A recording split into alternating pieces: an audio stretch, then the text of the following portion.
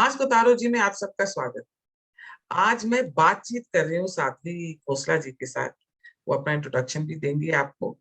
और मैंने कोई क्वेश्चंस प्रिपेयर नहीं करे। बहुत नॉर्मल वे में विल बी डिस्कसिंग पंजाब।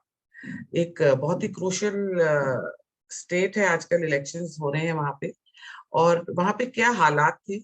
और एक बहुत मेरे कोई बहुत रिस्पेक्ट है केपीएस गिल जी के लिए। तो उनके बारे में भी मैं थोड़े बहुत सवाल करूंगी, क्योंकि मैंने काफी किताबें पढ़ी हैं उनके बारे में। पर फिर भी मैं इनका बहुत क्लोज एसोसिएशन रह चुका है गिल साहब के साथ, तो इनसे मैं वो भी सवाल करूँ। नमस्कार साध्वी जी। नमस्कार पायल जी। तो साध्वी जी, आपने एक किताब लिखी थी पंजाब के बारे में। कौन सी किताब थी? अच्छा ठीक है, पहले तो मैं ये बोलूं कि देखो मैंने अपना प्रॉमिस पूरा किया। मैंने आज से 1 ईयर पहले आपको प्रॉमिस किया था कि एक दिन आपके चैनल पे आऊंगी, तो आई हाँ, हैव केप्ट माय प्रॉमिस। ठीक है। अब आपको बहुत कोई बहुत शिकायत धन्यवाद। अब आपको कोई शिकायत नहीं होनी चाहिए। बिल्कुल बिल्कुल। I know. गिल साहब, आई कैन से कि मेरे मेंटोर रहे हैं, a hero, somebody whom I have really valued since my childhood, you know, क्योंकि पंजाब को बिलोंग करती हूँ, तो जिसको भी पंजाब से प्यार है उसके मन में गिल साहब के लिए बहुत इज्जत होगी। ठीक जी है। गिल साहब ने, एज यू नो, कि गिल साहब ने मिलिटेंसी को पंजाब से खत्म किया था, जिसे कहते हैं ना, जड़ से उखाड़ा था गिल आपने साहब उनके ने। साथ किताब भी एक लिखी है ना उनके हाँ साथ? मैंने उनके साथ ये, अनफॉर्चुनेटली ये जब किताब आई है उससे 3 महीने पहले गिल साहब का देहांत हो गया। लेकिन ये मेरी, जब मैंने अपनी पंजाब के ऊपर, ड्रग्स के ऊपर रिसर्च शुरू की थी, तो फर्स्ट नेम जो मेरे आगे आया था कि जिनको मुझे मिलना है, वो थे केपीएस गिल, जिन्हें हम सुपर कॉप भी बोलते हैं, जिन्होंने पंजाब को मिलिटेंसी से बचाया था। तो मैंने उस टाइम पे, जब ड्रग्स के ऊपर रिसर्च कर रही थी, because I was very passionate about this drugs issue, because I had lost few of my friends to drugs. तो तो सबसे पहले मैं गिल साहब से जाके मिली। तो I just sent him an SMS that I am a Punjabi, living in Gurgaon, but I want to meet you because I'm doing a research on this subject. तो मुझे कहीं से उनका नंबर मिला, एंड ऑनेस्टली स्पीकिंग मुझे कोई उम्मीद भी नहीं थी कि मुझे उनसे कोई जवाब आएगा, बट इट वाज जस्ट कि मेरे को लगा चलो ट्राई करके देख लेते हैं। उससे पहले क्योंकि बचपन से ही गिल साहब की फैन रहे हैं, when I was in 10th grade, तब उस टाइम पे militancy was at peak in Punjab. तो गिल साहब का क्या रुतबा होता था, मतलब जिसे कहते हैं ना, हम बोलते होते थे स्कूल में, बोलते थे बब्बर शेर आ गया। हम्म। तो मैंने गिल साहब को मैसेज किया कि ऐसे करके मैं आपकी बहुत बड़ी फैन भी हूँ, और आपसे मिलना चाहती हूँ। और आप यू विल बी सरप्राइज्ड पायल जी, उनका मुझे रात को 11 बजे सीधा फोन आया, और मतलब उनकी वॉइस वही वही वो, और रौबदार। सीधा, हाँ, रोबदार वॉइस। और उन्होंने बोला कि आप साध्वी खोसला बोल रही हैं? मैंने कहा हाँ जी, मैं केपीएस गिल बोल रहे हैं। Oh my God, I was like wow. And then उन्होंने मुझे नेक्स्ट डे ही अपने दिल्ली हाउस उन्होंने मुझे मिलने के लिए बुलाया, एंड वहां से मेरा, आप लगा लो कि 2 साल का ये सिलसिला गिल साहब के साथ शुरू हुआ, वही उनकी डेथ के 2 साल पहले, यू नो। और I used to go to his house every week, once in a week, and we used to sit and he used to narrate the entire journey. And believe me Payal ji, जो उन्होंने बोला था कि अब आने वाले time में ये पंजाब में होगा, तो पिछले 1-1.5 साल में जो हमने देखा है, मुझे गिल साहब की बहुत याद आती है, बिकॉज उन्होंने ये प्रिडिक्ट किया ही किया था, जैसे आपने देखा ना। तो हाँ आपने ये किताब उनके साथ मिलके, ही इज अ को हाँ ऑथर। हाँ, ही इज अ को ऑथर, तो बिकॉज ऑफ, किताब, हाँ, हाँ, किताब का नाम है पंजाब। the enemies within, जी। हाँ। yeah. So तो obviously this book has my experience of what I have experienced during my initial years in Punjab, but obviously the expertise of Mr. KPS Gill, उनको पंजाब को उनसे बेहतर तो कोई नहीं जानता था ना, तो इसलिए इसमें उनका वर्जन है पंजाब से कैसे उन्होंने मिलिटेंसी को खत्म किया। अब मैंने कोई क्वेश्चन है तो प्रिपेयर नहीं करा हुआ, पर जो पंजाब की बात मतलब मैंने मतलब ऐसे कुछ प्रिपेयर नहीं करा कि आपसे ये पूछूंगी, पर क्योंकि हम वार्तालाप कर रहे हैं, बातचीत कर रहे हैं, तो आप मुझे बताइए ये ड्रग्स का किस्सा शुरू कैसे हुआ पंजाब? देखो पायल जी, अब मुझे honestly speaking as you know कि पिछले 3-4 साल से मैंने I have distanced myself from speaking anything on politics, and it's my request to you कि आप मेरे को कोई भी पॉलिटिकल क्वेश्चन मत पूछना, क्योंकि मैं आंसर नहीं दूंगी। पर ये ड्रग्स का मुद्दा पॉलिटिकल नहीं है, सोशल है। सोशल है बट उतना ही पॉलिटिकल भी है, ठीक है। तो आपको ये तो पता ही है कि अनफॉर्चुनेटली हर चीज में पॉलिटिक्स घुसी हुई है, तो ड्रग्स में भी उतनी ही घुसी हुई है, ठीक है। अब जब मैंने ये बुक लिखी थी और उसके बाद मतलब आपको तो पता ही है, बट मैं व्यूअर्स को बताना चाहती हूँ कि सब्सिक्वेंटली मैंने साथ में डॉक्यूमेंट्री भी बनाई थी पंजाब के ऊपर, जिसका नाम है फेडिंग ग्लोरी, यू नो, कि पंजाब की कैसे ड्रग्स की वजह से पंजाब की जो एक पंजाब का रुतबा था, जो ग्लोरी थी, वो आहिस्ता आहिस्ता आहिस्ता आहिस्ता करके कैसे धीमी होती जा रही है, मतलब खत्म ही होती जा रही है। एक टाइम था जब कहते थे कि Punjab is the richest state of India, you know, Punjabis भी एक बहुत प्राउड फील करते थे कि we belong to one of the most prosperous states of India. Bravery के लिए नोन है, हाँ, मतलब ब्रेवरी के लिए known, bravery, courage, sacrifice, you know, patriotism, ये सब तो मतलब 5 नदियां, compassion, you know, kindness, nationalism, तो मतलब उनके खून में। मतलब मैं तो हमेशा कहती हूँ कि देश का जो विभाजन हुआ था वो एक्चुअली देखा जाए तो वो पंजाब और बंगाल का विभाजन था, you know, it is Punjab which lost more than half of its land, it is Bengal which lost its part, ठीक है। तो yes, सफर पूरे कंट्री ने किया, बट जो पंजाबीज ने सफर किया और जो बंगालीज ने सफर किया वो शायद बाकी के लोगों ने तो मतलब कंपैरिजन नहीं कर सकते, कंपैरिजन नहीं कर सकते। तो अनफॉर्चुनेटली अब तो खैर पंजाब, ठीक है, my family is there, but I don't live there. It's been 20 years, more than 20 years since I left Punjab. Unfortunately, Punjab की जो सिचुएशन है वो बहुत ही, क्या बोलूं, दर्द भरी है, बिकॉज पंजाब आज की डेट में एक दिशाहीन और दशाहीन स्टेट है, नो विजन, कुछ भी नहीं है, यू नो।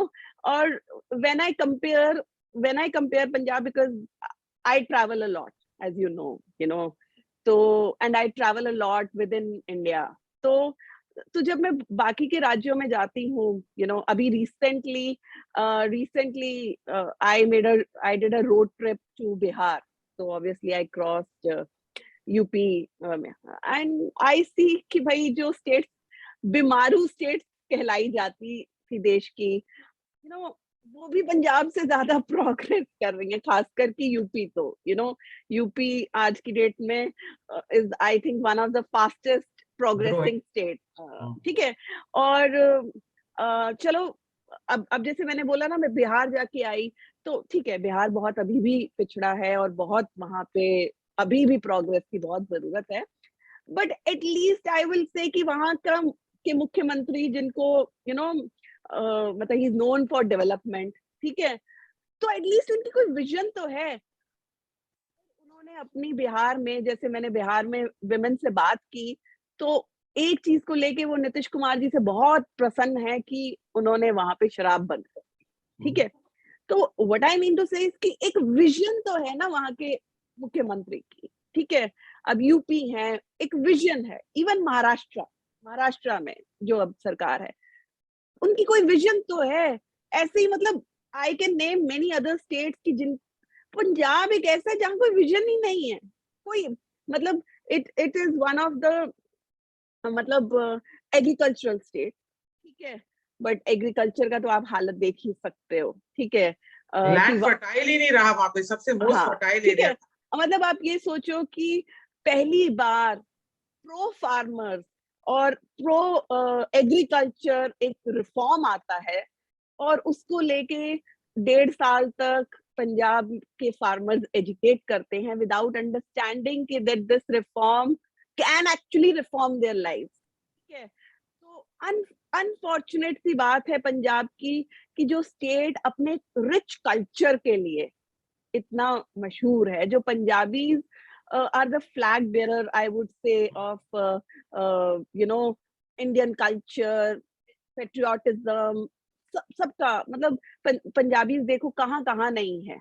मतलब अगर आप देखो तो पूरे विश्व में, आप न्यूयॉर्क जाओ इट्स फुल ऑफ पंजाबीज, आप कैलिफोर्निया जाओ इट्स फुल ऑफ पंजाबीज, आप लंदन जाओ फुल ऑफ पंजाबीज, कनाडा को तो Toronto is like when I went to Toronto for the first time मुझे ऐसा लगा है मैं तो अमृतसर में आ गई हूँ, ठीक है। तो वो थोड़ा सा दुख होता है अब क्योंकि क्योंकि पंजाब में कोई ग्रोथ नहीं रही, नेगेटिव ग्रोथ है, ठीक है। तो इस वजह से आई वुड से कि लोगों लोगों का भी ना दिल सा टूट गया है, और उनको कोई होप नहीं बची। एक देखो, जब जब कोई what I feel is they have that look of that they've given up, अब जो होगा देखा जाए। अब आशा नहीं बची, तो माँ बाप भी क्या करते हैं, बच्चों को 12th कराते हैं, कनाडा ऑस्ट्रेलिया देते हैं पढ़ने के लिए।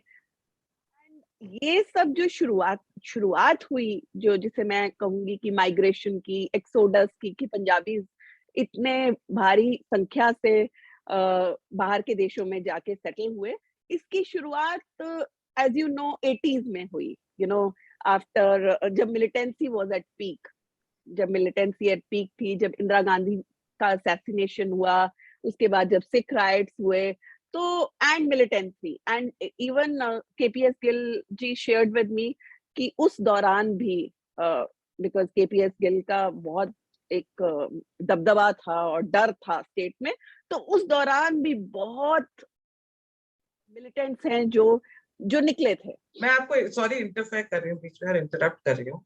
हाँ। मेरे को ये एक सवाल हमेशा आता है जब भी पंजाब डिस्कस होता है कि जब भी 80s की बात होती इसमें मिलिटेंसी होती, कभी भी कोई भी इतने हिंदूज मारे गए उसके बारे में कोई क्यों नहीं डिस्कस करता, उस वो एक मुद्दा क्यों नहीं बना। हमेशा सिख राइट्स की बात होती है, जस्टिफाइड है, जो हुआ उनके साथ बहुत ही बुरा हुआ। इसके लिए तो पता नहीं, मुझे समझ नहीं आता कि ये, सॉरी पॉलिटिकल हो रही हूँ, कि पंजाब के लोग कांग्रेस के लिए वोट कैसे करते हैं, मुझे आज तक वो समझ नहीं आया, मुझे वो लॉजिक नहीं समझ आया। पर इतने हिंदुओं का पलायन हुआ, वहां से इतना लॉस हुआ, फाइनेंशियल एंड लाइव्स का भी लॉस हुआ, पर कोई बात ही नहीं करता है। देखो, अब इस पे तो मैं आपको एक लाइन में ये बोलूंगी कि वो चाहे पंजाब हो या चाहे वो कंट्री का कोई भी पार्ट हो, unfortunately Hindu life don't matter, you know. तो आपको पता ही है, ठीक है, कि हिंदू जब भी मरता है तो हिंदू ही साथ में खड़े नहीं होते हैं, तो ये एक बहुत बड़ा। दुर्भाग्य। हाँ, तो मैं यही बोलूंगी। अच्छा, दूसरा इसके पीछे मुझे एक और भी वो लगता है कि पंजाब के हिंदुओं ने एक शांति बनाने के लिए, यू नो, कि राज्य में शांति बनी रहे, और एक सिचुएशन के साथ समझौता भी किया, ठीक है। Because at the end of the day, you know, Punjab के Hindu they feel, and which includes me, I also feel that हम में और सिक्स में कोई अंतर नहीं, ठीक है। वो है भी नहीं, है भी वो है ही नहीं है, ठीक है। और सिखिज्म, जैनिज्म है, बुद्धिज्म है, ये सनातन धर्म की ही ब्रांचेस हैं, ठीक है। तो सिखिज्म भी हमारी एक ब्रांच है, ठीक है। जितने भी दसों के दसों गुरु थे वो सब हिंदू थे। अभी मैं रिसेंटली बिहार में जो बिहार का बहुत बड़ा गुरुद्वारा है, गुरु गोविंद सिंह जी के, वहां पर जाके आई, माथा टेका, तो मतलब ऐसा लगता ही नहीं है, यू नो।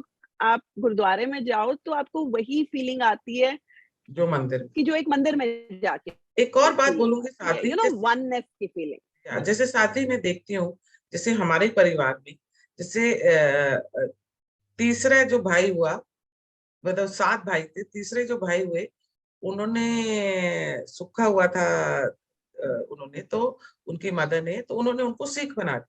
नहीं, हमारी भी फैमिली में तो मेरे, आप देखो ना, तो बाकी के भाई तो हिंदू हैं, तो सिख हिंदू से अलग कैसे हुआ? मैं वही बता रही हूँ, हम मेरी खुद की फैमिली में मेरे ग्रैंडफादर के जितने बहुत सारे कजन्स थे जो सिख थे, बिकॉज पहले क्या था, ये होता था कि हर फैमिली का जो एल्डर सन था वो केस रखेगा और वो सरदार बनेगा। तो दिस, तो मैं वही कह रही हूँ ना कि जस्ट बिकॉज उन्होंने केस रखे, उनकी आउटर अपीयरेंस डिफरेंट है, इसका मतलब ये नहीं है कि हम अलग हैं। हम हैं, एक ही हैं, ठीक है। मैं तो ये भी नहीं कहती, कई लोग बोलते हैं हिंदू से कजन, अरे नहीं, एक ही है। मतलब एक ही डीएनए है, एक ही विचार हैं, एक ही संस्कार हैं, एक ही संस्कृति है, सब कुछ एक ही तो है। तो देखो कुछ कुछ कुछ भी अलग अलग तो नहीं है, कुछ भी अलग नहीं है। तो एब्सोल्युटली। तो आई थिंक, और एक एक जो हम अक्सर भूल जाते हैं कि हिंदुइज्म में, सनातन धर्म में, हर हर हिंदू को एक फॉरगिवनेस सिखाई जाती है, बचपन से ही सिखाई जाती है, जो हमारे अंदर है। हम एंड चाहे अपोलोजिस्ट कितना, होना भी सिखाया जाता है। हाँ, तो हमारे अंदर वो एक क्षमा जो है ना, वो क्षमा का भाव बहुत है। हम चाहे कितना भी क्रोध कर लें, but at the end of the day हम भाईचारे में, ह्यूमैनिटी में, फॉरगिवनेस में, इसमें बहुत बिलीव करते हैं, अंदर से बिलीव करते हैं। तो आई वुड से कि पंजाब के हिंदुओं ने भी शांति बनाने के लिए, और ताकि पंजाब में एक भाईचारे की फीलिंग रहे, एक शांति रहे, उस मतलब उस पास्ट को बरी कर दिया and started looking forward. I all I can say is कि it was for the larger interest of the state, so that कि भाईचारा बना रहे। इसीलिए बहुत दुख होता है जब भी देखती हूँ कि कुछ ऐसे एलिमेंट्स हैं, खासकर कि भूलना नहीं चाहिए कि पाकिस्तान एक border state, you know Pakistan, sorry sorry sorry sorry, Punjab एक बॉर्डर स्टेट है जिसका बॉर्डर पाकिस्तान के साथ लगता है। एंड जैसे कि कश्मीर एक बहुत वल्नरेबल स्टेट है, ठीक है, उसी तरह पंजाब में 20 साल तक पाकिस्तान का कहर सहा है। ये सब जो खालिस्तानी मिलिटेंसी आई, ये भी पाकिस्तान से आई, ठीक है। ये जो ड्रग्स आए, ये भी, जब पाकिस्तान फेल हो गया पंजाब को करने से, और भिंडरावाला मूवमेंट फेल हो गई, खालिस्तानी मूवमेंट फेल हो गई, सेपरेटिज्म मूवमेंट फेल हो गई, तो अब उन्होंने नया शुरू किया ड्रग्स, ठीक है, कि ड्रग्स देख के पंजाब का जो युवा है उसको इतना वीक कर दो। ये नहीं भूलना चाहिए कि पंजाबी सबसे ज्यादा पंजाबी आर्म्ड फोर्सेस में जाते होते, जितनी हमारी मिलिट्री है, तो कितने कितने पंजाबी जाते होते थे, ठीक है। कितने सिख फैमिलीज के नौजवान हैं जो आर्मी में, एयरफोर्स में जाते थे। अब वो संख्या बहुत धीरे धीरे करके कम हुई। वो संख्या इसलिए भी कम हुई है क्योंकि अभी जो पंजाब का यूथ है वो मेडिकल फिटनेस टेस्ट में ही फेल हो जाता। जब भाई जब आप जब आप ड्रग्स लोगे तो आप में फिजिकल फिटनेस कैसे रहे? और ये, तो ये जो सिलसिला है, ये मतलब आप 95 में केपीएस गिल जी पंजाब से मिलिटेंसी खत्म करके उनका ट्रांसफर हुआ था, आई थिंक 95 या 96 में। आप ये लगा लो 98 99 drugs had started in Punjab. See the trend, militancy खत्म हुई, ड्रग्स का दौर शुरू हुआ। अच्छा, दूसरा एक चीज आपने वैसे पूछा, दूसरा एक चीज, हालांकि अब पंजाब ही सिर्फ नहीं रह गया है, अब मुझे नहीं लगता देश का कोई भी ऐसा कोना है जहाँ पे ड्रग्स नहीं, चाहे वो हरियाणा है, चाहे राजस्थान है, चाहे गोवा तो खैर है ही है, नॉर्थ ईस्ट स्टेट्स हैं, साउथ है, अब ड्रग्स आर एवरीवेयर। तो it is not just Punjab. पहले तो उड़ता पंजाब था, अब तो मैं बोलूंगी उड़ता भारत बन चुका है, ठीक है। ड्रग्स एक नेशनल इशू बन चुका है। लेकिन पंजाब को लेके एक और समस्या है पायल जी, वो समस्या ये है, हमारा कल्चर, हमारा रिच कल्चर, पंजाबीज का वो जो खाना पीना, नाचना गाना, और आपको पता है पंजाब की तो शादियों में अल्कोहल के बिना शादियां ही नहीं होती हैं, और ये पटियाला पैग एंड विस्की, इसके बिना तो की शाम ही नहीं गुजरती है। सारे गाने इस पे बने होते हैं, सारे गाने, तो वो जो rap song, I somehow also feel that this has actually spoiled the youth, you know, because क्या है, अफीम खाना और ये शराब पीना, ये तो आम ही है ना, ये तो आम है। ये एक बहुत बड़ा पंजाब के लिए एक समस्या है। जैसे मैंने बोला कि बिहार और गुजरात में जिन्होंने लिक्कर बैन की हुई है, अब आप सोच के देखो अगर पंजाब में लिक्कर बैन हो जाए तो क्या होगा, बताओ। आप सोचो कि अगर पंजाब के मुख्यमंत्री, राइट्स हो जाएंगे, राइट्स हो जाएंगे, राइट्स हो जाएंगे। तो ये एक, तो इसलिए यस, ये एक सोसाइटल इशू है कि जब तक कि पंजाब में एक, आई ऑल्सो ब्लेम कि ये हमने एक एस्केपिस्ट सोल्यूशन निकाल लिया है पंजाबीज में कि हाँ, स्टेट में तो कुछ नहीं हो रहा, ड्रग्स हैं, प्रॉस्पेरिटी नहीं है, एग्रीकल्चर भी नहीं अब खत्म हो रहा है, चलो अपने बच्चों को बाहर निकालो, ठीक है।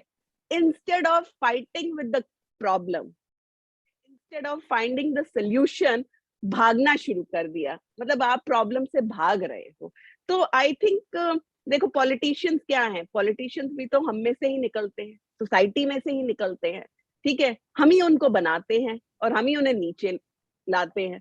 तो जब तक कि पंजाब की सोसाइटी में ये जागरूकता नहीं आएगी कि उनको ड्रग्स के साथ लड़ना है, यू नो, अदरवाइज गवर्नमेंट के ऊपर छोड़ना, गवर्नमेंट की तो कोई भी सरकार हो, कोई भी, I am not taking any name, कोई भी हो, बिकॉज उनके अपने कबर्ड में इतने स्केलेटन्स हैं, सबके लिंक्स हैं इंटरनेशनल ड्रग माफिया के साथ। See it's a nexus. अगर आप मेरी मूवी देखो तो उस मूवी में आपको पता चलेगा कि drug issue is a nexus. उसमें पुलिस इन्वॉल्व है, उसमें अनफॉर्चुनेटली बीएसएफ फोर्सेस भी इन्वॉल्व हैं। नहीं तो आप एक बात बताइए, बॉर्डर से अफगानिस्तान से पाकिस्तान, पाकिस्तान से पंजाब तक कैसे आती हैं ड्रग्स, ठीक है, उसमें आपके लोकल नेता इन्वॉल्व हैं। तो it's a nexus, huge big nexus international level का, बहुत मुश्किल है, इसका तोड़ना बहुत मुश्किल है। तो अभी क्या है कि आप सिर्फ सरकार से ये उम्मीद रखो कि सरकार आएगी, देखो किसी भी सरकार की वो इंटेंट नहीं होगी। वो जब आती है तो वो बातें बड़ी बड़ी करती है, 30 दिन में ड्रग्स खत्म कर देंगे, ये कर देंगे, वो कर देंगे, बट वो सब एक पीआर कैंपेन होता है। आने के बाद उनके ऊपर थोड़ा सा प्रेशर होता है, तो एक दो फेसेस को लेते हैं, लोगों को दिखाने के लिए पीआर कैंपेन होता है, दैट्स ऑल। लेकिन ड्रग्स तभी जा सकती हैं जब सिविल सोसाइटी आगे बढ़े, यू नो, जिसमें कि मतलब everyone takes part, schools, colleges, doctors, counsellors, उनका एक ग्रुप बने, सिविल सोसाइटी आगे बढ़े कि भाई हमें ड्रग्स को खत्म करना है, हमारे बच्चे सफर कर रहे हैं, हमारी आने वाली पीढ़ियां खत्म हो जाएंगी, क्योंकि जब सिविल सोसाइटी का प्रेशर होगा तो कोई भी सरकार हो। एंड साध्वी जी, मैंने एक और साध्वी या साध्वी जी जो भी, हाँ, मैंने एक और चीज नोटिस करी है कि इतना कंप्लेसेंट एटीट्यूड हो गया है पंजाबियों का कि मैंने देखा कि जॉब्स, फैक्ट्रीज नहीं है वहां पे, इंडस्ट्रीज नहीं है, या जॉब्स नहीं है बच्चों के लिए, कुछ भी आईटी हब क्योंकि बनता है वो भी फ्लॉप हो क्योंकि जाता है। मतलब इतना कंप्लेसेंट एटीट्यूड है कि these are not their demands and politicians are taking full advantage of. Payal ji, उसके पीछे एक रीजन है, वो ये भी है कि एज यू नो कि पंजाब एक बहुत ही रिच स्टेट है, ठीक है, मतलब अभी रही तो नहीं है, but I would still like to say कि मेरी स्टेट एक रिच स्टेट है। तो अब क्या है कि अब जैसे फार्मर्स है, पंजाब पंजाब की बेल्ट के फार्मर्स, मतलब आप अगर जाओ ना तो आप देखोगे उनके बड़े बड़े फार्म हाउसेस हैं, वहां पे मर्सिडीज खड़ी होएगी, ठीक है, फार्मर के घरों में, ठीक है। एंड सो अब अब अब उनकी जो आने वाली, अब जो उनके आगे बच्चे हैं, अब वो नहीं वो काम करना चाहते, वो बाहर जा रहे हैं। तो अब क्या हो रहा है कि लैंड है, को बेच रहे हैं, बेच के बच्चों को बाहर भेज रहे हैं। तो मैंने जैसे आपको पहले ही बोला, एस्केप जिसे कहते हैं ना, वो भागना चाह रहे हैं। भागना चाह रहे हैं, सिचुएशन से भागना चाह। Very sad. आपको लगता है कि कभी केपीएस गिल जी जैसे पुलिस ऑफिसर कभी इंडिया को दोबारा मिलेंगे? वो मैं बाद में बता आंसर करती हूँ। पहले मैं आपको आपको बहुत सुन के अच्छा लगेगा और आपके व्यूअर्स को भी सुन के बहुत अच्छा लगेगा केपीएस गिल जी के बारे में कुछ एक ऐसी बात जो मुझे नहीं लगता कि आज तक कभी भी पब्लिक डोमेन में आई है। तो मैं एक ऐसा कुछ बताने जा रही हूँ जो कभी किसी ने नहीं सुना होगा उनके बारे में, क्योंकि कभी उन्होंने इसको पब्लिकली बताएं। जाहिर ही नहीं किया। तो ये सिर्फ उनको पता था, फैमिली को पता था या मुझे पता। तो वो मैं आज आपको बता रही हूँ बताएं बताएं। कि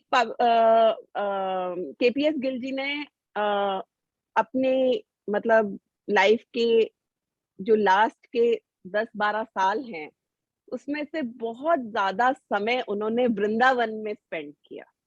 ओ, तो केपीएस गिल जी साल में 2 बार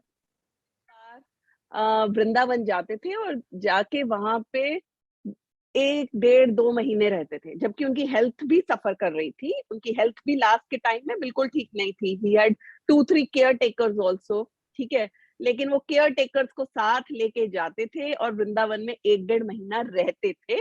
और वृंदावन में उन्होंने कोई आई थिंक कोई फॉरनर भी है जो वृंदावन में जो फाउंडेशन है जो गौशालाएं चलाती है करती है, तो वो वहां जाते थे और 1 डेढ़ महीना रहते थे। तो जब मुझे पहली बार पता चला तो I was very surprised and I said sir, आप वृंदावन मतलब तो मैंने बहुत, एक तो शुरू शुरू में मैं उनसे डरती भी थी, तो मैंने बोला आप कृष्ण जी को मानते हो? तो मैंने ऐसे करके पूछा।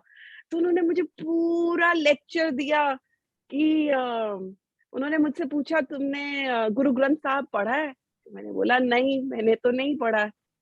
तो कहते अगली बार जब तुम आओगी तो पढ़ के आना। तो कहते तब तुम्हें पता चलेगा। तुम्हें पता है हमारे गुरु ग्रंथ साहब में 2500 से भी ज्यादा बार कृष्ण कृष्ण लिखा हुआ है, और तुम मुझसे पूछ रही हो कि मैं कृष्ण जी को मानता हूँ कि नहीं मानता। गोविंद जी का नाम भी तो कृष्ण से। हाँ हाँ, तो वो उन्होंने मुझे फिर बताया कि गोविंद, जो गुरु गोविंद सिंह हैं हमारे 10वें गुरु हैं, तो गोविंद कौन है? तो गोविंद कौन है? तो गोविंद भी तो श्री कृष्ण है। तो आई वॉज सो, मतलब उनका ना उनका जो रिलीजन को लेके, और आई कैन से कि वो in true sense, in absolutely true sense, he was a spiritual secular man. मतलब उन्होंने अपनी जिंदगी अपनी टर्म्स पे जी है। और उन्होंने जाने उनकी डेथ से 1 हफ्ता पहले उन्होंने एक इंटरव्यू दिया था, और उस इंटरव्यू में उन्होंने ये भी कहा था कि मुझे मुझे मेरी लाइफ से कोई रिग्रेट नहीं है। I have lived my life on my own term, ठीक है। एक ही रिग्रेट है, वो ये है कि मैं इतनी बार भी मेरी रिक्वेस्ट करने के बावजूद भारत सरकार ने मुझे कश्मीर नहीं भेजा। तो अगर कहीं मुझे कश्मीर भेज दिया होता तो मैं कश्मीर से मिलिटेंसी खत्म कर देता। The only regret I have is that I was not sent to Kashmir. It's so sad. इतना पॉलिटिक्स है ना। मेरे को तो ये लगता है जैसे कश्मीर का मुद्दा है, मेरे को जो पंजाब भी लगता है, मेरे को लगता है पॉलिटिशियंस इसको सॉल्व ही नहीं करना चाहते। वो तो ये बहुत ही एक इलेक्शन को इश्यूज बना के इनके बारे में बात कर करके ये लोग यस बस इलेक्शन जीतना चाहते यस हैं। साध्वी जी, मेरे को एक और बात पूछी थी आपसे before we end this interview. आप क्या है, राइट विंगर हैं, लेफ्ट विंगर हैं, लेफ्ट विंगर हैं, राइट विंगर हैं? राइट विंगर आपको ट्रोल करते हैं ट्विटर पे, लेफ्ट विंगर भी आपको ट्रोल करते हैं। फिर आप कुछ रिलीजन के बारे में लिखती है तो फिर लेफ्ट विंगर आपको ट्रोल करने। मुझे ये तो बताइए, वेरी रिलीजियस एंड जरा महादेव की बहुत बड़ी भक्त है आप हैं क्या? आप लोग ये आपका क्या हाल करते हैं ट्विटर पे, मैं देखती रहती हूँ। अरे पायल जी, आई थिंक पूरा वर्ल्ड लेफ्ट और राइट में बट गया है, ठीक है। और उस बंटवारे में लोग भूल गए हैं कि भाई एक सेंटर का रास्ता भी होता है, एक मध्य मार्ग भी होता है, जिसे हम लाइफ में मिडल पाथ बोलते हैं, ठीक है। और वो मिडल पाथ श्री कृष्ण ने भी गीता में बैलेंस्ड लाइफ जीने के लिए बोला है, और वो मिडल पाथ गौतम बुद्धा ने भी बोला है, middle path. So I think instead of this left right, I would say कि I even am trying to lead a righteous path, कि भाई जहां मेरी कॉन्शियस मुझे जिस बात को मेरी कॉन्शियस बोले नहीं करना तो वो नहीं करना, और जिस बात के लिए कॉन्शियस बोले करना है तो वो करना है, ठीक है. So I, instead of putting me in any bracket of left or right, धन्यवाद, please don't do it. Politics में थोड़ा सा, जिसे मैं कहती हूँ, एक्सपेरिमेंट किया, it was a failure. I realized कि भाई It's not your cup of tea. ना मतलब उसके लिए क्रोकोडाइल स्किन चाहिए जो मेरे पास नहीं है, ठीक है. और जो एग्रेशन, मतलब वो सब नहीं है. I just wanted for Punjab, good for Punjab, good for the country. So जो I can, all I can summarize this is कि my wishes are for my country, and anyone who is doing good for the country will always have a vote, my support from my heart. And all I can say is that so far my country is in safe hands, and I wish that the country remains in safe hands. That's all. Okay. Thank you so much, Sadhvi ji. Chalo. Thank you, Payal ji. Thank you. you. Bye.